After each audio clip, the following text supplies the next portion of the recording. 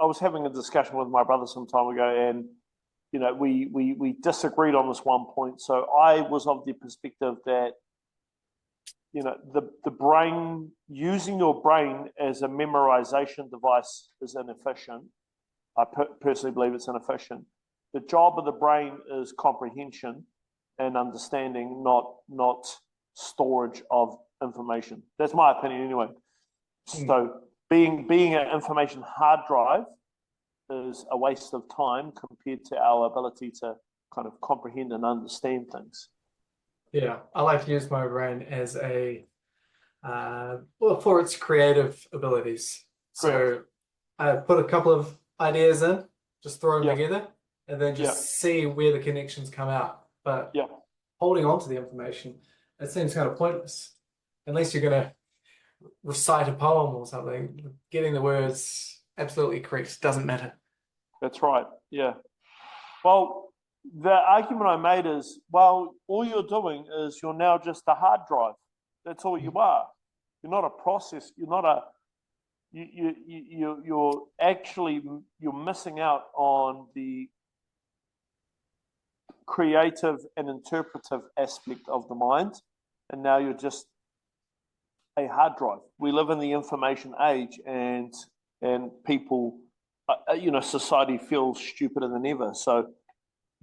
That's I'm being a bit rude and a bit harsh on that, but our intelligence has nothing to do with information and everything to do with how we interpret, comprehend, and understand that information. So that's the job. It could be that everything we say on this podcast today is completely 100% factually incorrect. I'm not saying it is, but it could be.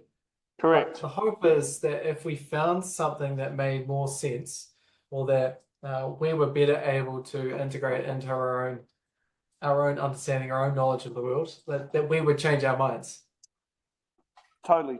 So obviously we're going to discuss light, and we're going to discuss sunlight, and I just want to encourage everyone, because we're going to discuss the benefits, the needs, the issues with not getting enough, the issues with blocking it, e.g. sunblock. But I just want this is the guy that I was studying very briefly, Jay, but his name is Niels Ryberg Finsen, okay? A Danish physician who developed a method for treating lupus with ultraviolet light. He then went on to win a Nobel Prize for Medicine in treating tuberculosis with sun. Okay. And then you also have a Swiss doctor, Rollier, who opened a hospital. This is where the application of heliotherapy was first done on a hospital and industrial level, so where they actually had a facility, where they opened a hospital in the Swiss mountains, in which the treatment was the treatment was to get patients to sit in these sunbeds outside. Okay. Now, their theories were obviously, they knew that ultraviolet light had benefits. So the idea was, let's saturate people in light. Now, you had a private quarters, I remember looking into it, and it was not just about sunlight, but it was about exposing as much of the body to the sunlight as possible, Jay. So all the people would be on these beds just in underwear, just in the minimum to cover up for privacy, but they were exposing their entire body to sun. And I remember Rollier mentioning that they also believed in the importance of the cleanliness of the mountain air. So, the hospital was literally at elevation in the foothills of the Swiss Alps. So it's, you're surrounded by trees, nature, and bush, very clean air, and direct sunlight. So yeah, thought we'd kick it off with that. That was 1903, bro. 120 years ago. 120 years ago. Yeah. Can I just say before we dig into this a bit deeper that anyone who might be listening to this who has grown up in our typical civilization. Like it's usually about now that you start getting a feeling of almost like being attacked. When you hear someone talk about getting excessive sunlight exposure, we've got this narrative that plays in our head that says, no, don't get too much sunlight. You're going to get melanoma. How can you, with all good conscience, tell people to go out and spend so much time in the sun because you're going to get melanoma? It's always because of melanoma, because I know someone who got melanoma. But yeah, it turns out that the data is not quite as straightforward as we were led to believe when we were bombarded with all the sunblock ads. Agreed. So I guess I just want to say, let's try and come into this with a neutral perspective and see how we go, because I don't think that we're capable of moving on and developing ideas without doing so. Correct. I believe again, I'm speaking from my own perspective and bias, because that's what we always are doing. I do believe that we are starting to see a soft push in the acceptance of the qualities of sunlight as being a good thing, and people are they're at least thinking about light, Jay, for a couple of reasons. A, blue light from devices having negative impacts on sleep, or light as a result of being indoors under fluorescent lights, so excessive time spent indoors. So there is thought process. Also, we are starting to change our ideas around things like skin pigment and light. And potentially, like, for example, I'm of the opinion that doesn't matter that you're fair-skinned. Like, that light is still good for you, and it's less risky than you think. And your skin will adapt a bit if we do it correctly and safely, and so on and so forth. So, yeah, there's some positive change. And I'm obviously inclined towards health and optimism versus versus being a pessimist or concerned or negative, which I believe those are the melanoma, the sunblock. Those are fear-driven models, in my opinion, as well. They make a lot of money. Also, who started the Skin Cancer Foundation, Jay? I can't remember. I did look into this before. You got it? You got it on hand? Yeah, I mean, I know it, but I'm going to confirm it. It's not going to be a petroleum industry. Look, it's just that. Listen, hold up. It's Okay. I just want to confirm before I go off on my tangents. Because God knows I want it to be, so I can go on my. At least you're acknowledging that. Yeah, that's right. That's like Well, it's more that it's like, no, it's just I come into things as a skeptic, and the reason I'm a skeptic is because it's like, no, I'm not gonna accept the thing at face value. It's like we're gonna observe it from many angles, like motivations, profit, and so on. No, I've got that wrong. So we'll move on from that for a moment. Well, I've got that wrong at face value. I'll need to look into that a bit, but that'll take me a little while to figure that out. Do you want to say what you thought it was? I'm fairly certain that like the Cancer Foundation. I'm fairly certain that there was a Rockefeller funding connection. Fairly certain. It's just that I need to confirm that, and again, it's not even necessarily that maybe it's nefarious. It's that the Rockefeller Foundation have had huge interests in third-party applications of petroleum off products, industrial chemicals. So they've had a huge profitable or ventured interest in many of the industrial lubricants, chemicals, products, and then also how to monetize these said things. So it's not even necessarily that they're trying to make the whole world sick. It's that many of these entities have actually had huge financial interests in chemicals and products and have looked for ways to extract further value from it. And that's where a lot of the pharmaceuticals we use today is. Many of them were actually many of them were they're byproducts of industry, and how to find ways to generate profit from these byproducts. Damn, I guess the wrong rich family. I said the Rothschilds. well, geez, they're probably related, aren't they, bro? Like, but we'll dig into that at some other stage. What are some of the so heliotherapy? I think that's I just ask people to just look into it. Like, humans have traditionally spent most of our time outdoors. So we're an animal. We need to remember we're an animal who's part of nature, and we spent the majority of our time awake outdoors. And it's only the last 60 years where we've seen a mass migration, primarily as a result of transition to cities and corporate roles, which have brought us inside. So as a result, we are getting less sun, less natural light. So there's going to be consequences to those things.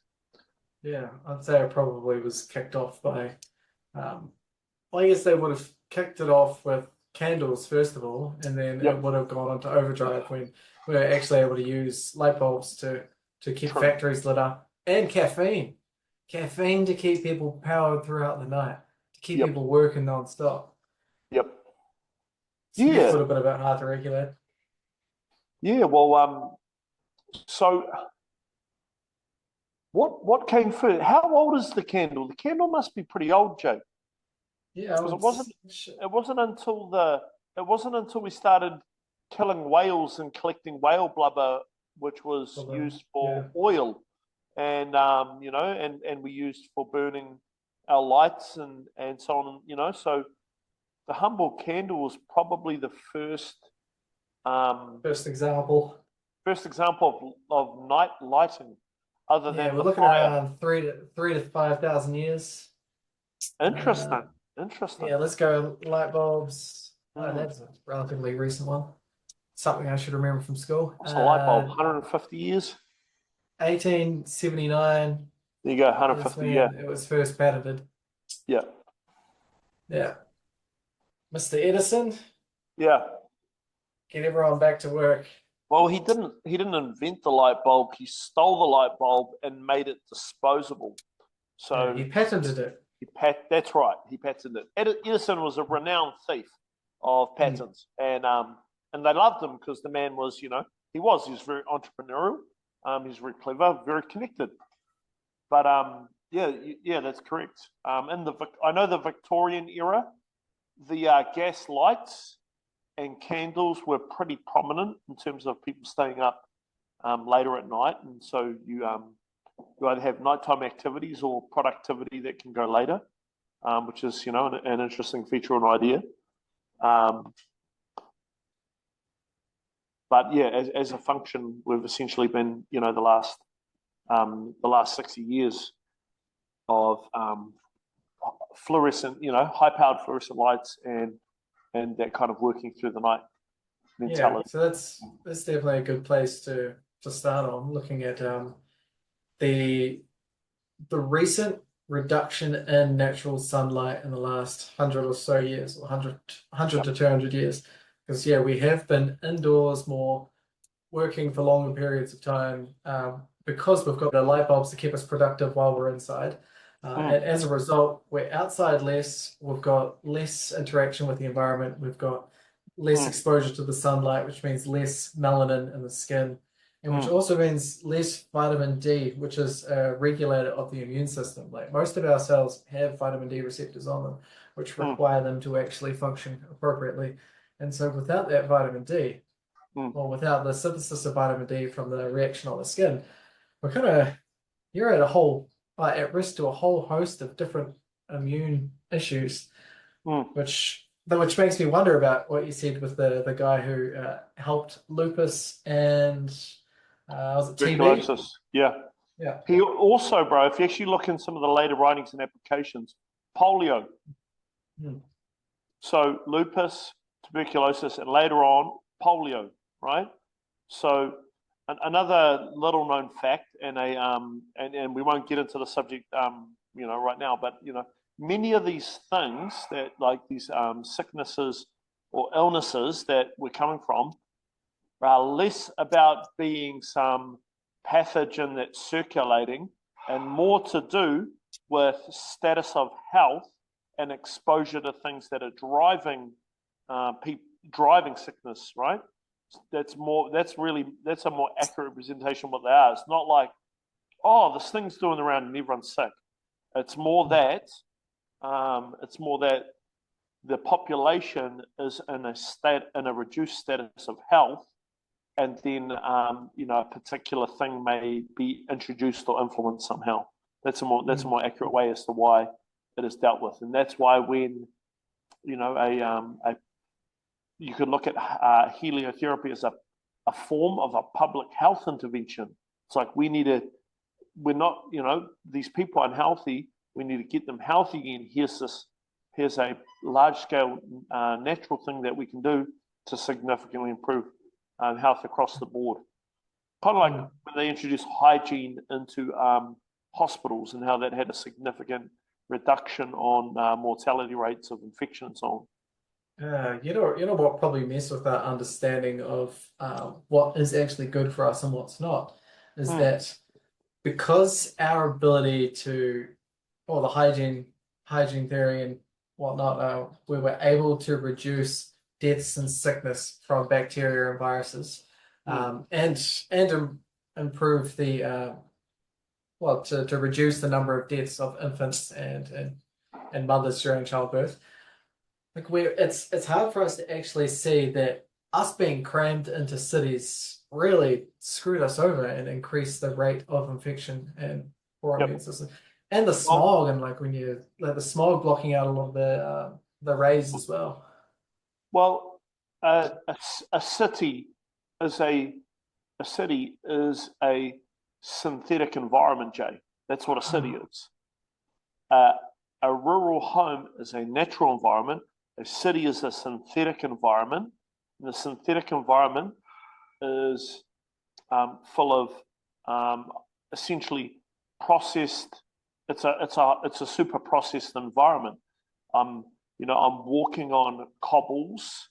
I'm under fluorescent lights. I'm collecting trash. I'm consuming refined air. Everything about it is it's the equivalent of a rubbish bin versus nature, which is like a clean meadow. So it's a petri dish for disharmony naturally. So obviously we've got green spaces and all these nice things. But if we're looking at the archetypal true city like New York City, it's a concrete jungle, like where everything's built upwards and you're breathing in smoggy air and inside all day, and they're essentially unnatural environments, right?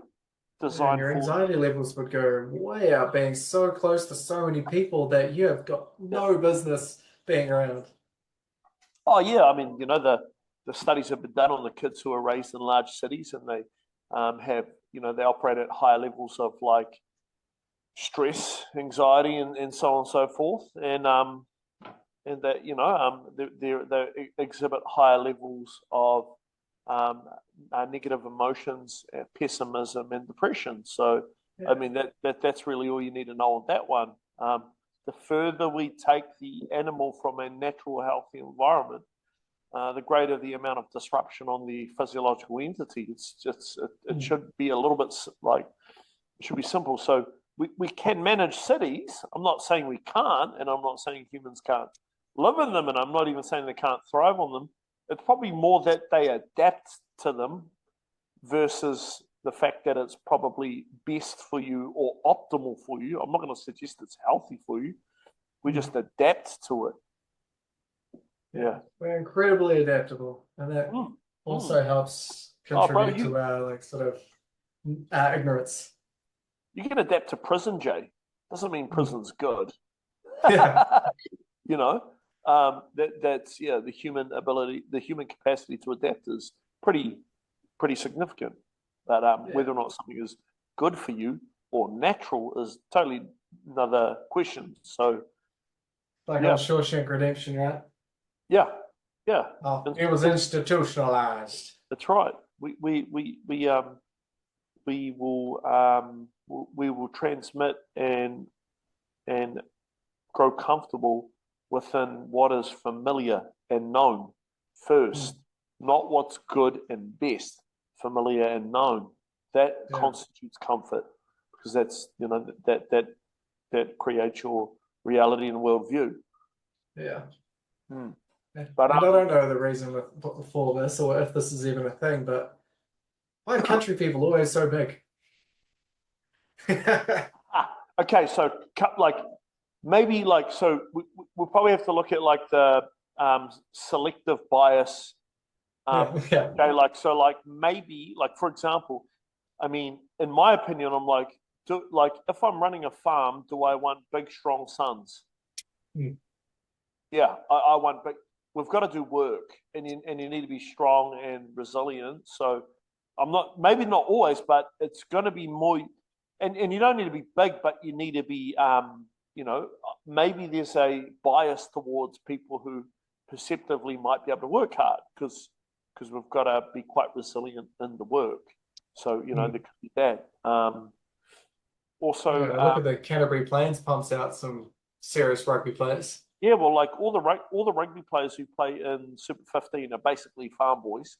If you're a white boy in top level footy, you're probably a farm boy. Let's be honest. Also, in those roles, if you're in those rural roles, you probably have more traditional roles, Jay. So we have women who actually take on mothering and female roles, traditional roles, and you have men who take on more traditionalism in roles.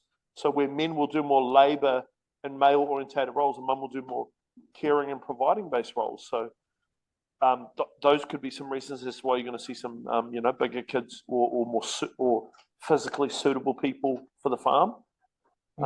There's some ideas there. Yeah, they'll be growing more appropriately to their conditions. Yep. And then again, we need to look at the foundations.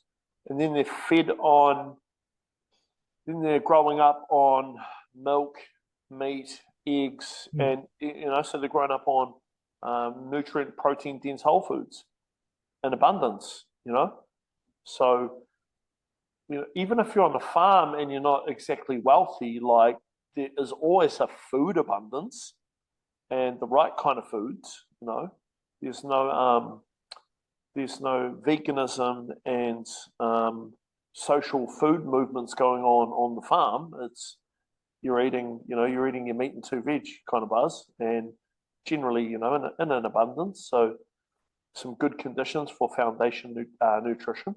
And then you're outdoors and you're active, right? So you're getting a good amount of labor. So we're outdoors and we're active, and we're getting all that light.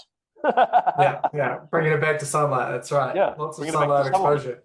And often they'll, farmers, generally speaking, I mean, we're not farmers, so I'm not going to speak for them, but they tend to, to my knowledge, they're pretty good at. They get up early. They're known to be early risers. Particularly if you're dairy on a dairy farm, they milk twice a day, so they milk very early in the morning. So they're up early, and so you got to go to bed early. You don't have light saturation and noise from the city, so it's quiet and it's dark. So, and you're working the land and the environment, so you need to be more attuned to the natural rhythms with of sunrise, sunset, time of the month, seasons, and so on. So, I mean, agriculture in a way is more in tune with our how we're meant to function. Yeah, the only negative aspect that I can think of off the top of my head is because they're usually quite isolated, they tend to have higher levels of depression. Correct. Yep. And and maybe there's like,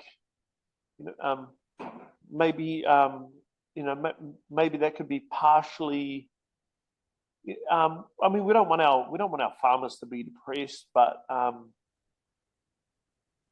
it's kind of up to them to at least foster some connections and community so they're not that way. But also, let's not deny that farming could also attract a certain type of person who was not terribly fond of large groups in the city, Jay. So, sure, you're more isolated, but that could be one of the costs of being an individual who prefers that isolation. I'm okay with my own time, Jay, but I think I would struggle being on a farm by myself, being isolated on a farm. I think I'd find it quite lonely personally. I'm not an antisocial person, so I can handle some, but I need some social interaction. Yeah, I bet Helen and I we would do well on a farm. Great. We enjoy the day that we can live on a farm, but we've got to grind for a while first. Also, farming has industrialized, Jay. It's at a point in which you have less people per acreage. So the farms have gotten larger and the people working them are getting lesser. So is that necessary that farming or agriculture is not necessarily antisocial? You probably had, people, you probably had more neighbors and less acreage per person. But now, obviously, due to, technology and economic demands, the farms get bigger and the amount of people working them get less in order to produce higher yields per cost of unit of labor and input and so on. So, that could be part of it too, bro. Yeah. Yeah. There's a lot of different ways you could look at that. Yeah. Anyway, sunlight. Bring it back to sunlight. Jesus Christ. It's hard to stick to one subject because they're all so interwoven that it doesn't make sense to just silo thought. I'm going to say, this is my opinion, the last 60 years have been the most rapid transition, particularly in New Zealand. Like 60 years ago, the majority of the workforce was labor, and labor was the majority. Now we come forward, Jay, and I believe the New Zealand workforce, that's labor, so 60 years ago, the majority, so over 50%. Now here, in 2024, the labor economy is about 10%. So that's the amount of people who are actually in a physical labor-orientated task that takes them outside. It's about 10%. So you have a mass transition of physical output and time spent outdoors.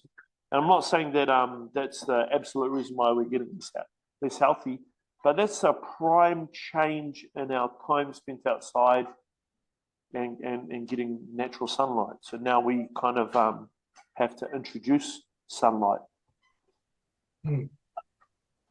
Yeah, just like exercise, you have to introduce it now. Correct. Now we're not getting it through our work and our lives, so now we have to plan the exercise, right? And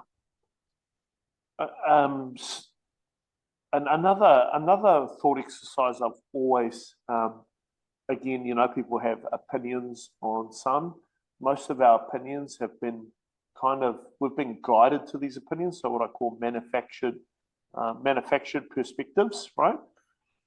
But something as simple as when I just sit in the sun, and when we have a sunny day, I feel better and the environment is better. People are happier and people are more positive and happy and people feel good. So that's an important aspect of health. And the simple premise that when it's sunny, we feel good and people are better, that's very important, health being a very holistic thing. So, we should not deny the simplicity of that as well. Yeah. Yeah. What I think I'll do to try and sort of bring this back into a more functional topic is run through some of the benefits of just general light. Go. Yep. Got a nice list here. So the first, which is the obvious one, we regulate circadian rhythm. So you need that. You need those varying light wave, varying light wave exposure throughout the day in order to train your brain to know when it is that you're going to be going to sleep, or when it is that you want to be releasing cortisol to help improve your alertness and your productivity. So we've got circadian rhythm, we've got enhancing serotonin production. So it actually triggers your brain to release more serotonin, which is going to help your mood. Right. So promote that stabilization, increase your focus, reduce depression. One that we touched on before, which is boosting the immune system, because it helps modulate it. Like that synthesis of vitamin D production when the sunlight, or the UVB rays in particular, hit your skin, helps to produce that vitamin D, which is going to go throughout the body and do all the good stuff it needs to do, like help regulate the immune system. We've got bone health, vitamin D again, good for bone health. That's usually more what we tend to think of vitamin D as, because it helps with calcium absorption. So it doesn't matter how much calcium or milk you're drinking. If you've got no vitamin D, you're just wasting your time, really. Skin health, it's also going to help, with dealing with like psoriasis, eczema, and acne, and kill off all the bacteria on your skin, which is interesting. Thinking about like people who hang out their sheets or their blankets and their clothes on the line. Like it's effective for getting that sunlight to destroy all that bacteria on your clothes that have just been through this like manky ass washing machine. That's right. Let's see, boosting metabolism because it can increase nitric oxide production. Eye health, mental clarity, heart health. Yeah, like so many things. Just sunlight, just being out in the sun can do all this stuff for your overall health or mental health. The whole gambit, really. Yeah. Great. Yeah. Anything else you can think of? Add to that big old list? No. Obviously, we've touched on things like serotonin, immune system, and all those things are related to mood. So when I say mood enhancer, well, we've described it in other ways. You've explained cortisol, but sun gazing, or the light in our eye. I mean, that's kind of like the light is signaling to us, what time of day it is, and what happens at that time of day. So the sun we get at sunrise and sun middle of the day and sunset are different things. And as you say, it's really essentially, and it's a signal to it's telling our body to produce these hormones at this time to do this thing. So I've been getting. I was looking up a more nuanced effect of sun, and that's because I was just looking at photons. So specifically looking at photon and what photons do. So humans, we actually emit a very, very, very low amount of light. So if we were to put ourselves in a controlled black environment, we actually produce a very small amount of light. And this is obviously a bit more infrared. I'm not sure, Jay. I'm not sure. I'm gonna confirm this, and maybe we can expand on this topic at another time.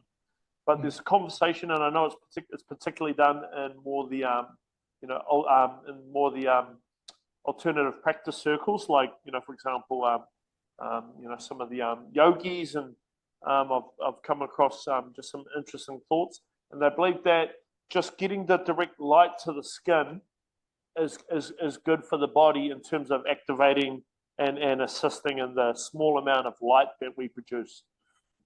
Okay. So, bit more nuanced, bit more out there, an alternative, but it's more predicated upon the fact that we actually produce a very small amount of light, and us actually getting direct light is very good, almost like charging a battery. Yeah. I like the idea of considering us as solar powered. Yeah. It's interesting because as we're talking about the different wavelengths of light, like they all have a different effect on the body. or the way that we respond to the body because of the different so the amplitude, like the shorter the wavelength or the longer the wavelength have different impacts. So like blue light, we've all heard of the blue light and saying that we should reduce the blue light exposure at night because otherwise it'll mess with your circadian rhythm and keep you awake. Just like people wear those those blue blocker glasses.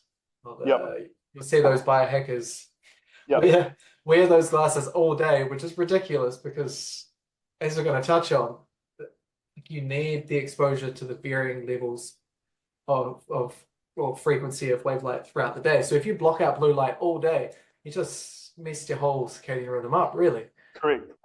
Yep. And also, I totally agree.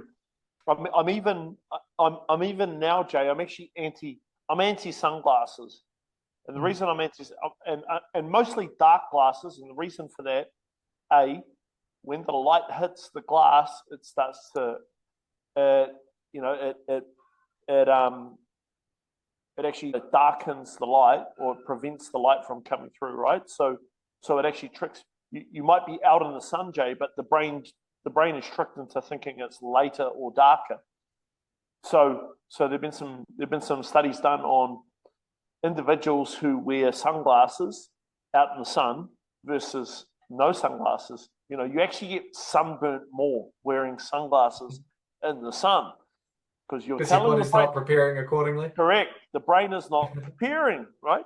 It's not getting the photon directly into the eye, telling it what's going on and what's happening with the sun. You can feel it, but as far as the skin's concerned, it's later. So it actually enhances the harm of sun. So I'm kind of like, and there's a little bit of a logic to it. It's like, well, nature wasn't created with sunglasses. It's a development of humans. We created safety glasses for certain jobs and spectacles so we could look when we had eye problems, and then sunglasses to block out sun or for fashion, but primarily therefore stopping the harshness. But there appears to be a byproduct to it. We need to stop trying to think we're so clever. We'll stop trying to be so clever. That's right. Say, light, bright, cover up. Yeah, but the rest of your body is saying, it's summer, and then your eyes are like, got my sunnies on, I'm outside, boom, accelerating the rate of burning. Yeah. Which is silly because this is like your eyes are like the only part of your brain that come out of the skull. And so you pretty much got your brain exposed to the light the light realm or the outside world. And so you're getting your direct message from the sunlight. Whereas the rest of the body is kind of like it's got a bit further to travel. So if you're relying on your body to tell you what's going on, it's going to get a very slow and very inaccurate message. Because your brain is just it's just a bunch of fat and tissue in a vat sitting in the dark. So you need all these sensors to culminate together to tell you what's going on. And if you're giving it the wrong message, who knows? It doesn't know what to do with itself.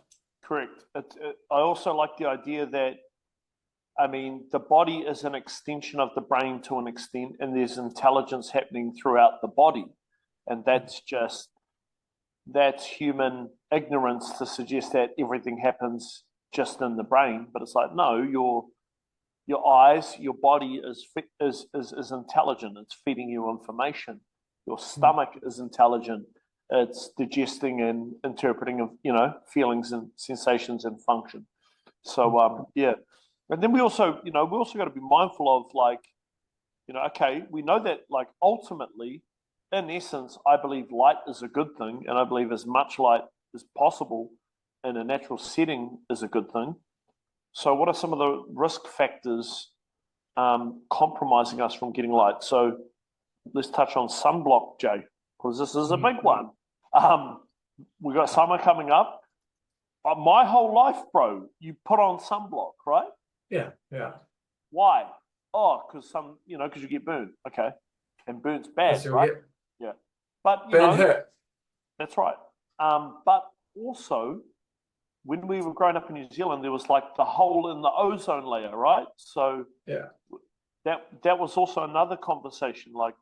Now, apparently the hole's gone way down, but when we were kids, like there was a big old hole. So apparently we really needed to cover up because we were at high risk here in New Zealand due to the location of that hole.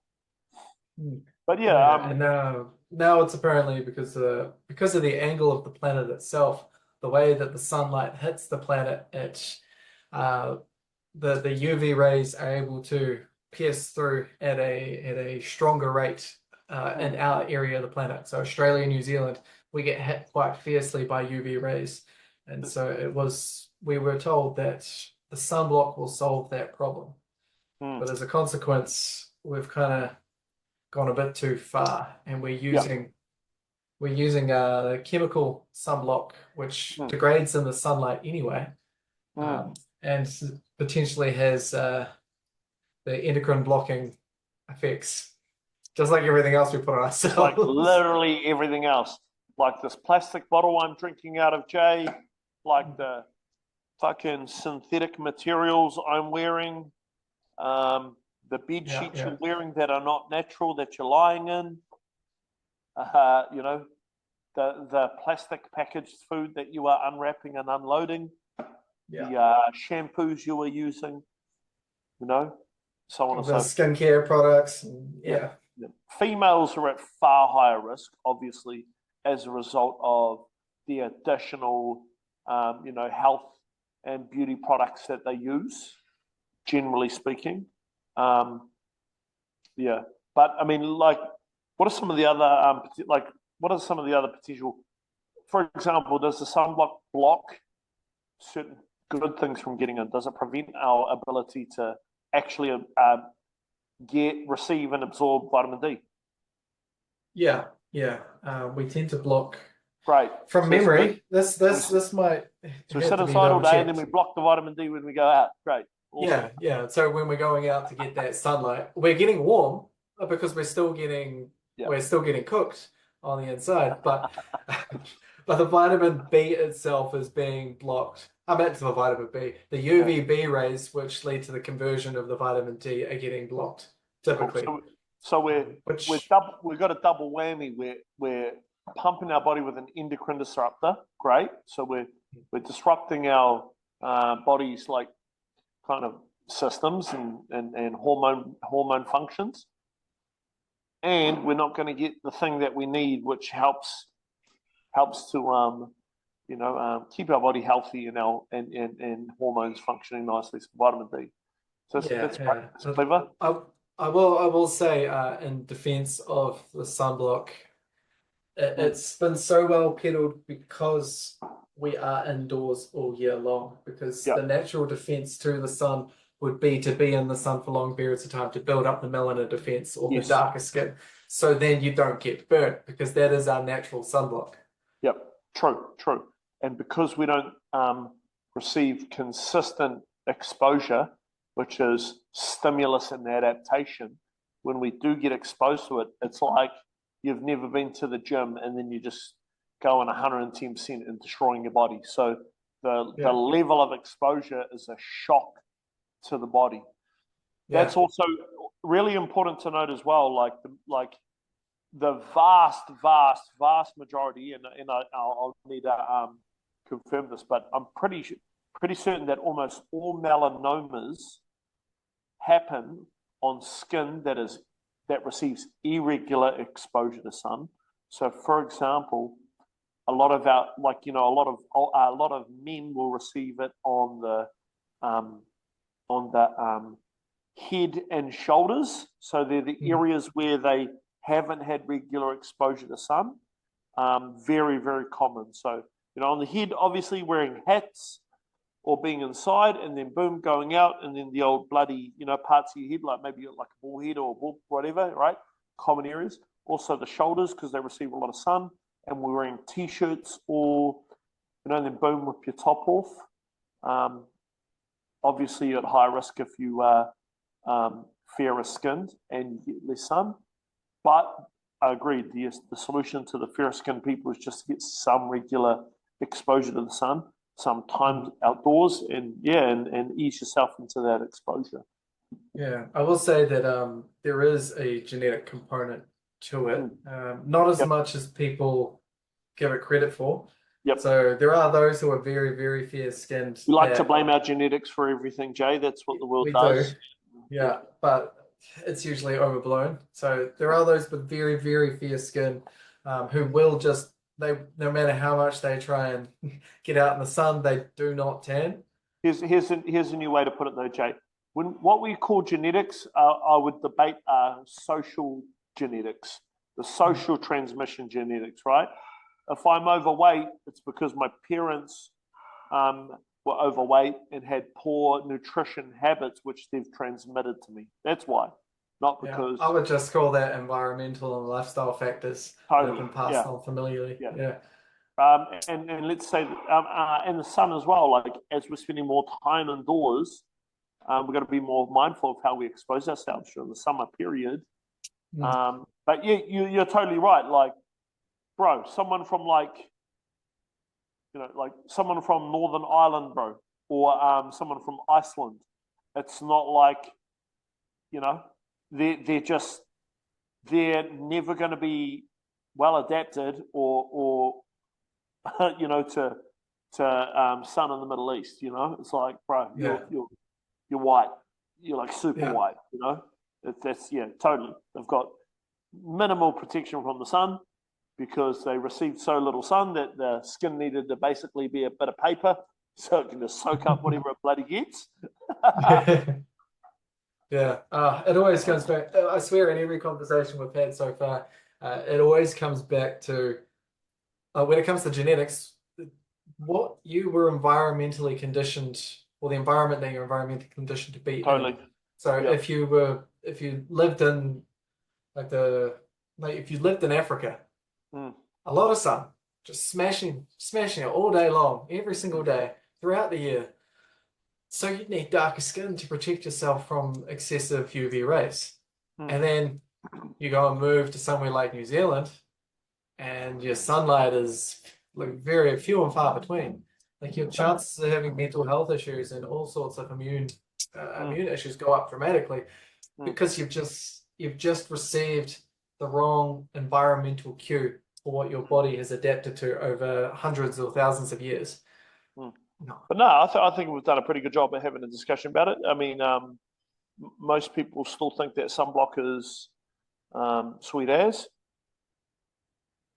It's again, Which it's zinc oxide is apparently better. what's that? Zinc oxide, Okay, yep. yeah, it's Um, supposed to be photostable, so sunlight doesn't degrade it as much as the chemical stuff. yep. But Um, I don't know what brands sell a zinc oxide sunblock. yep. Yeah. No, I think we've done an adequate job there. Great little start there. Next time we Mm. jump on, we might look at the origins of might look at the origins of like sunblock and the Skin Cancer Foundation, just like, kind of what were the motivations there. Yeah, that But would be a good one to go into the research of what actual skin cancers you can develop I'd from also, UV yeah, exposure.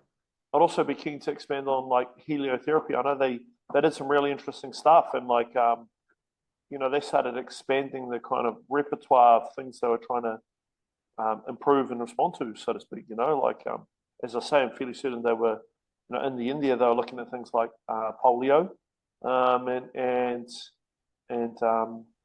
and probably more. If they're doing those things, it's probably other things. I wouldn't be surprised if they were attempting to assist in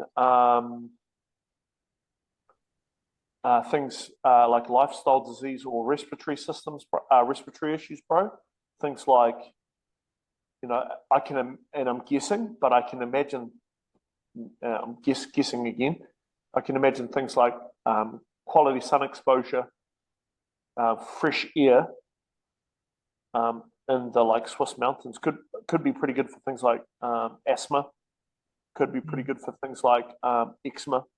Again, I'm not going to be fully quoted on that because I know that can partially be a histamine irritation, and the old pine pollen might mess you up a little bit. But yeah, anyway, Mm. could be some value there. Yeah, Yeah. So developmental exposure to the elements would yeah, probably reduce lots of the allergens and the Yeah, say things like asthma, Yeah, hay right. fever, and eczema usually. That's right. Yeah. All things which I've had / I say had because they don't really affect me. So I try not to, trying to like validate but I was asthmatic and Me too. yeah, yeah. Kind of has only really not been an issue since I've been an adult, So, but I do get hay fever, and I know that's a histamine related malfunction, so to speak. Yeah. I still get histaminergic reactions to having too much histamine in my diet. Yep. So I had one day I had smoked oysters and cider at the same time while I was stressed, and I came up in hives for 2 weeks. Yeah. Damn. Yeah, That's a lot. just one sitting, and I Yeah. was done for 2 weeks. Yeah. Yeah, it's crazy. Yeah. Yeah. That's interesting. So yeah, you've still got to be mindful and manage food and diet, eh, bro? Yeah. Yeah, you just don't think about it until it happens. Yeah. Like, I've done something wrong. Yeah. Shit. For sure. Cool. Well, All right. we'll wrap that up. That's good. Awesome. Mean. Couple of